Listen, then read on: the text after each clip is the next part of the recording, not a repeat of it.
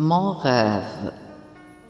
J'ai inventé un rêve la nuit dernière, un songe tellement inouï que le réveil fut épanoui comme longtemps je n'en ai pas eu.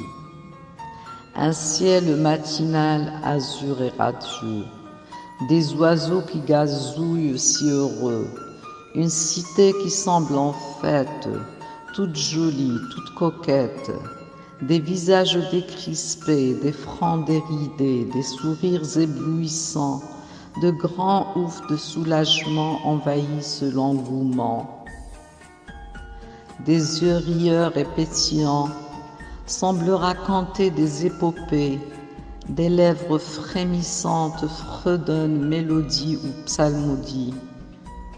Les symphonies sont envoûtantes, les gens déchaînés entrent en transe, l'atmosphère est hilarante, des rythmes et des pas en frénésie, ni distanciés ni enchevêtrés, hilarité et liesse dans toute la cité.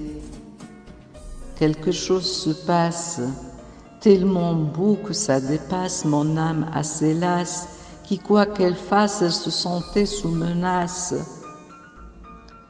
Étrange, des chants de liberté, aucune sirène pour embêter. Anguille sous roche, il faut que je sache ce que ma cité célèbre si fort et tout enthousiaste. Respectant la distance et bien muselée, j'ose demander à une dame sans masque de me dire ce qui se passe. Pressée de reprendre sa vase, elle me lance en extase. On a finalement vaincu, le colon est enfin parti. Fini donc les ténèbres, fini alors les angoisses, libres enfin nous sommes, loin en enfer et l'infâme, les bavettes en ont fait des flammes qui apaiseraient nos âmes. N'en croyant pas mes oreilles, je me mêle à la foule pour faire saigner mes orteils, de danse ou de transe, un sentiment inconnu et confus, le cœur amplement réjoui de voir nos vœux enfin assouvis.